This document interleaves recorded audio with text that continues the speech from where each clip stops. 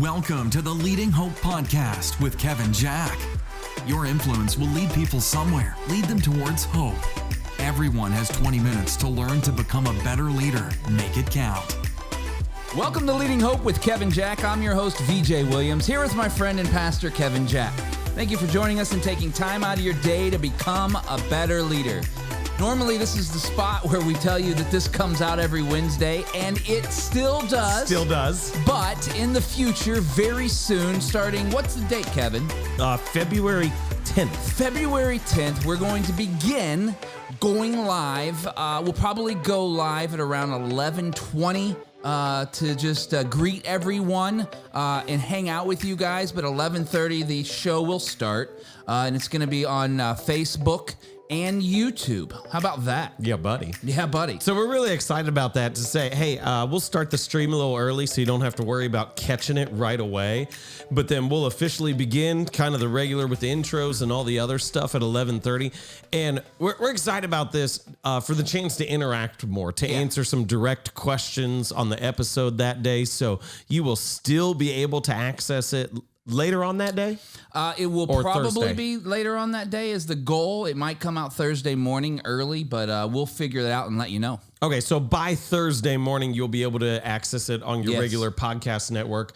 But if you want a chance to be able to ask questions live, stuff like that, start checking out Wednesdays at 11:30. Get it in right before your lunch break or on your lunch break. Yeah, that's exactly right. And so, hey, listen, we want you to make sure you tell your friends, share, tell them about where they can find it, and it's going to be fun. I think it's going to be an exciting opportunity for people to just, it's live. It's not recorded. I'm pumped. Like this. But today is episode 66. This is actually, we haven't done a lot of these at night. It's actually we are at night. It's 8:21 at night. So it is 12:30 in the morning. Yeah, we woke up just a little bit ago to do a podcast. But it's exciting because it is episode 66 coming out of the effectiveness series, and we're moving in today of 3 habits of healthy leaders. Yeah, buddy. I just need to acknowledge that I said 12:30 a.m. and you said we just woke up, which shows how old we are, that we view 12:30 not as stay up time, but as wake up time. True that. So coming right out of our effectiveness series, I wanted to do something to cultivate within us something that was a little less outcome driven, which is what the effectiveness series was all about, and to always orient us back. This is Leading Hope, and we say, hey, your leadership will have an impact. You can lead people towards despair or lead them towards hope. It is not just the effectiveness of your leadership, but it is the direction of your leadership that matters. And that really comes down to, are you healthy as a leader? If you are not healthy as a leader, you will not reproduce health. We do not reproduce. We cannot create what we want, only who we are. And so I think one of the things at the core should not just be, at the core of what we focus on, should not simply be, am I getting better? Am I being more effective? Am I a great leader? Let me phrase it like this for just a second.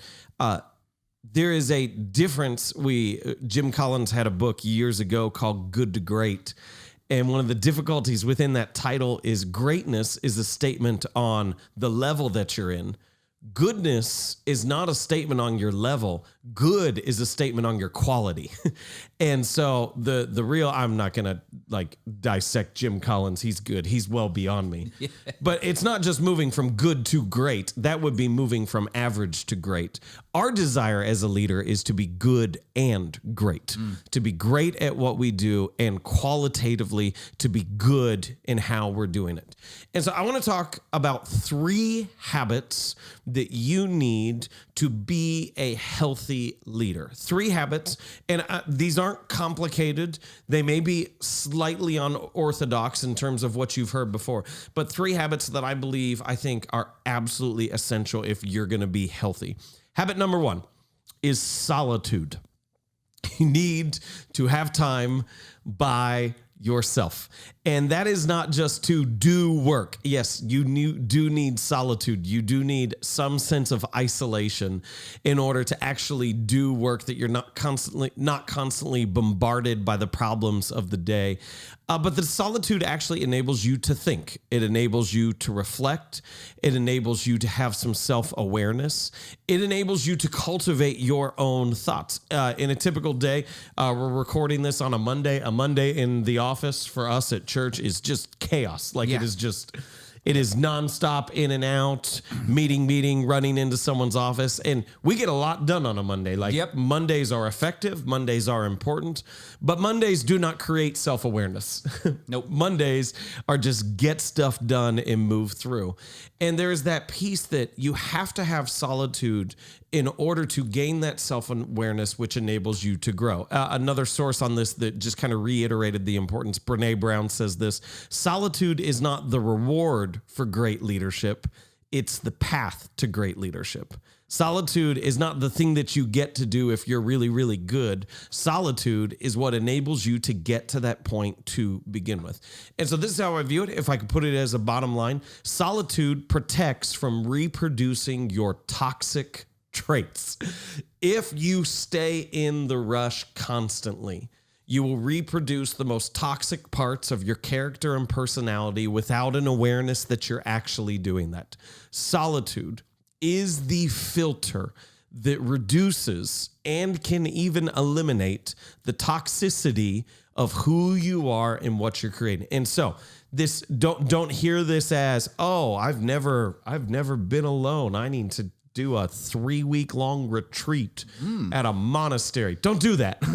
But it is a matter of you need to carve out time consistently in which you're not always in the rush, not always in the frenetic pace. I have 2 days a week that I work out of the office. That is what I need. I could live on 1 day a week. I'm more effective, more healthy on 2 days a week.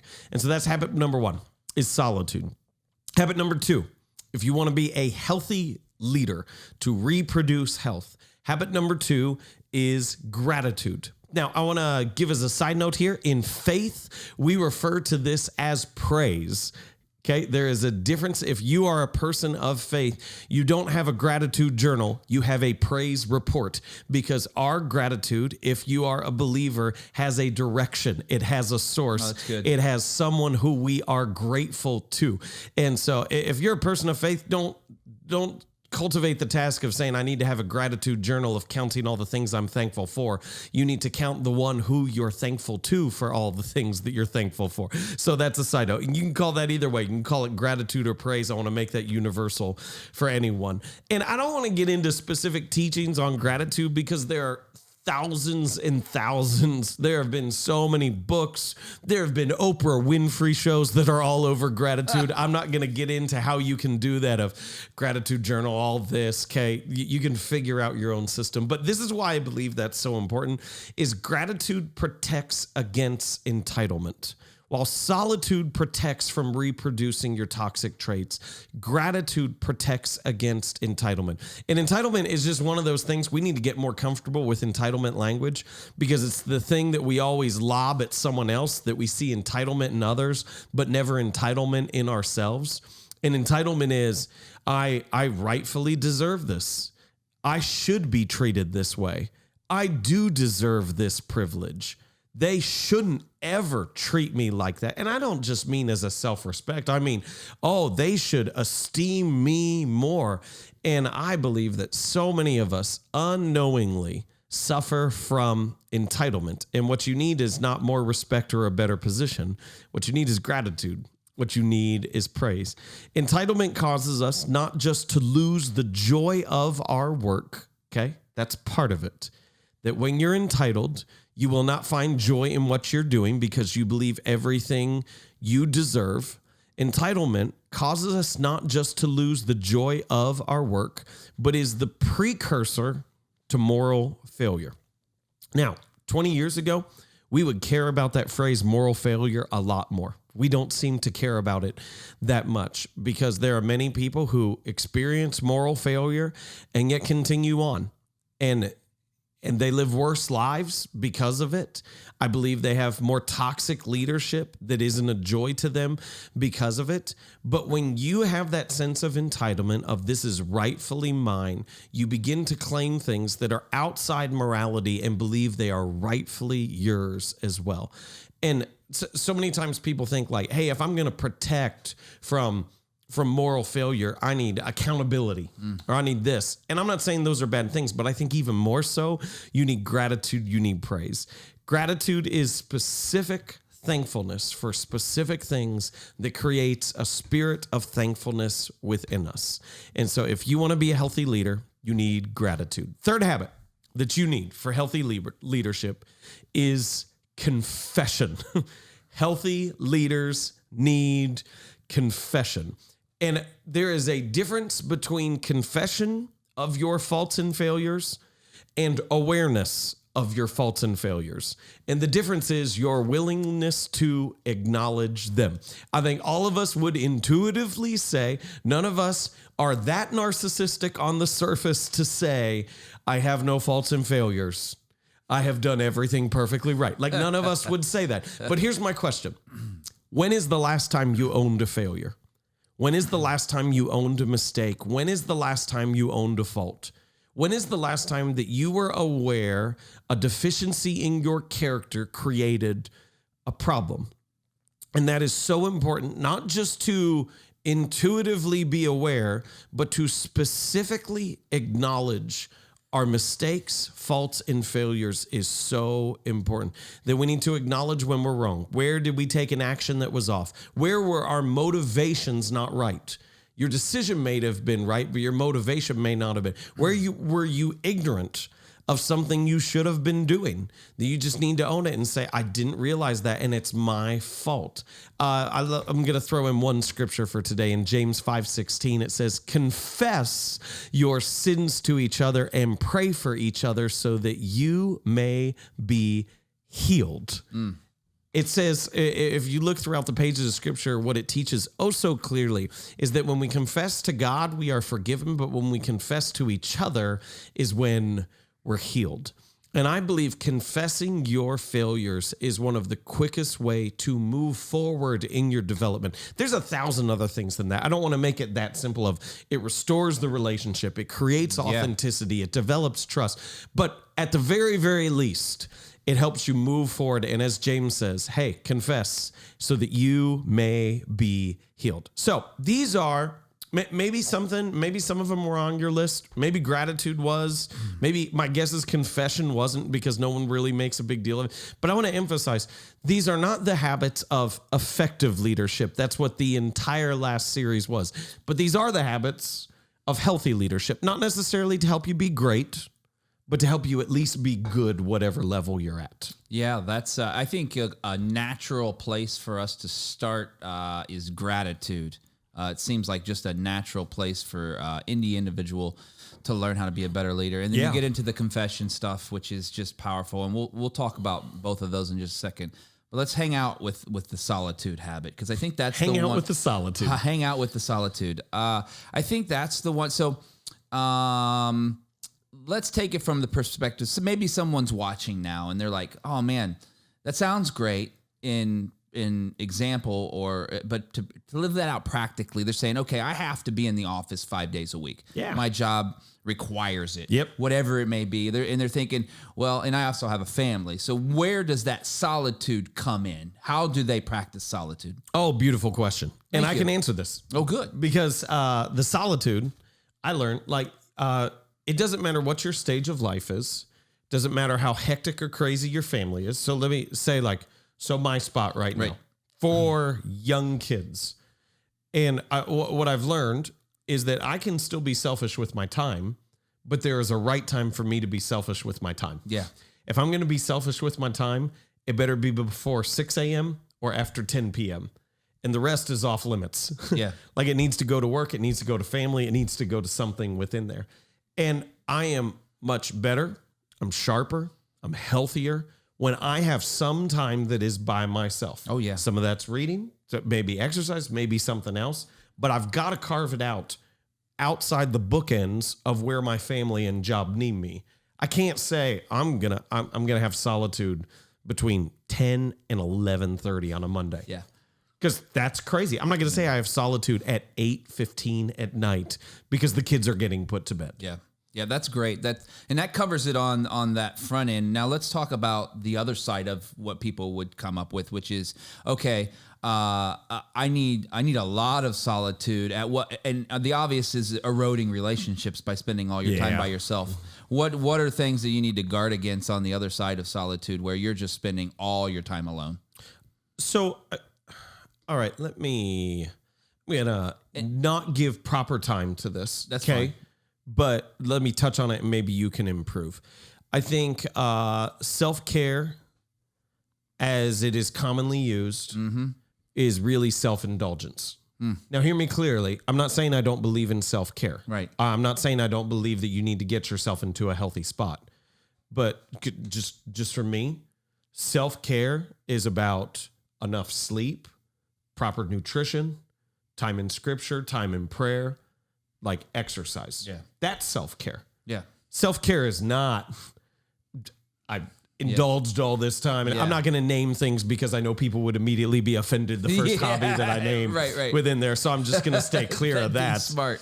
But I think you know what it is. Yeah. Everybody know. I know right now what the thing is I want to do that would not actually help me get better. I talked to a group of I know of pastors who were in their 20s the other week. And I just told them, I said, hey, in your 20s, you need to find a work ethic. You're not going to burn out. Yeah. I can just promise you that. You're not going to burn out in your 20s. You may in your 40s if you don't develop right rhythms, but not in your 20s. I think that's an excellent point because we want to make sure that we are protecting ourselves from ourselves.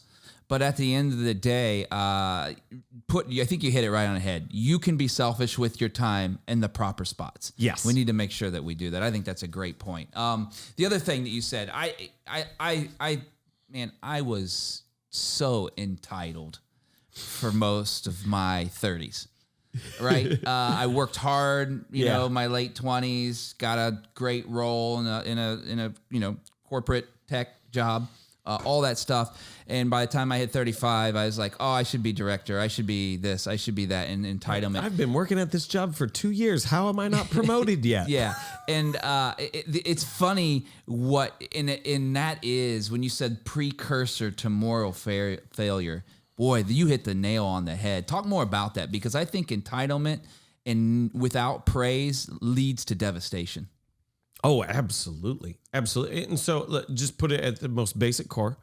Entitlement is, I deserve this. That mentality, that appetite, that unhealthy appetite has no boundaries that it will acknowledge. Yeah. And so if you have started down the I deserve this, this is rightful. Let me even say it like this. I worked hard on the weekend. I deserve a day off.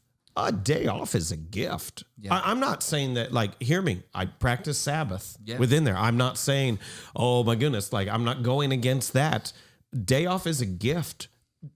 My church pays me when I take a vacation. Yeah. What? Like, that's crazy. Like I get to go away with my family. Yeah. And I still get paid for my job. And there is nothing within me that goes, oh, I deserve this time off.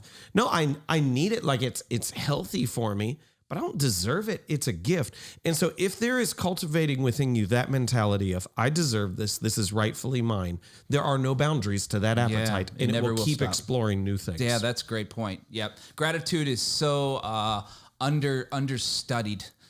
It's not something that we can, as people or as leaders, it's not something that we talk about maybe enough. We probably need to talk about it. One of my more. favorite things, if I could just add this to that, is a study recently showed you can't be grateful and stressed at the same time. I love that. And Isn't that amazing? So true, too. Yeah. It's so true. Try that at home. Count your blessings. Yeah, exactly right. And then the last thing you talked about was confession.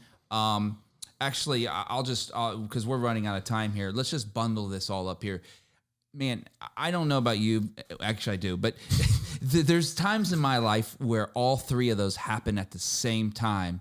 and I feel amazing. Oh, that's good. When I have on, there's times on Tuesdays, because usually Tuesdays is my day that I'm not in the office. Who do you confess to, though? Well, I'm confessing to God. Okay. In general, but I know I need to do it outside of that. But like, you know what I mean? Confession happens there, or to my, or to whoever I need to say something to. But that stuff usually happens for me all at the same time. And man, I tell you what, when that happens in my life, for me, I feel like I can do anything. Yeah. I do. I feel like I'm ready to go. I don't feel held back. I don't feel like there's anything that I'm in that moment struggling with. It's been released, and I'm ready to do what God's called me to do. That's good. That's So, good. Yeah, I love that. What do you want someone to leave episode 66 with today? The 3 habits of a healthy leader. I kind of stumbled into it in the intro. It wasn't originally in my notes, but to understand that your leadership can be great, but not good. Yeah. Yeah. And that it's at its best when it's good and great, when it is quantitative, large impact, but qualitative, very healthy. And so don't just study how to be more effective. Cultivate a posture that will help you be healthier along the way. That's awesome. All right, guys, thanks for joining us for 66, episode 3 Habits of a Healthy Leader. Last non-live episode. Yeah, we're going to go be live very soon. Obviously, if you're new to the podcast or haven't yet subscribed, it would mean the world to us if you did that now. Also, post about it, rate and review, or both. You won't believe how that helps get this podcast in the hands of so many more leaders like you. We love hearing your stories about the podcast, working in your life or business. Visit leadinghope.online and send those in. Man, we're going live next week, right? Is it next week? 11:30 next week. 11:30 next week, Wednesday. We cannot wait to see you typing in the chat. It's going to be awesome. Well, I guess we won't see it. We will see the result of the typing in the chat, right? That's what we'll do, which will be cool. And we can't wait to do that with you. And remember, everyone has 20 minutes to learn to become a better leader. Make it count.